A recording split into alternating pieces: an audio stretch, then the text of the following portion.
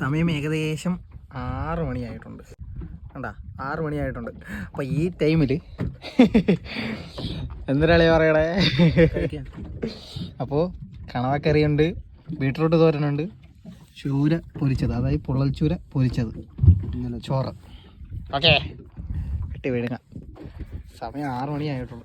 സാധാരണ കടലിലൊക്കെ കയറി കഴിഞ്ഞ് കഴിഞ്ഞാൽ ഇന്ന ടൈമിങ്ങിനൊന്നും ഇല്ല.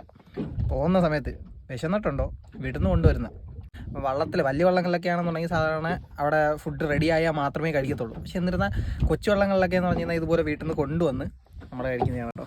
ഏതായാലും കുറച്ച് ചോറ്, ബീട്രൂട്ട് തോരുന്നു,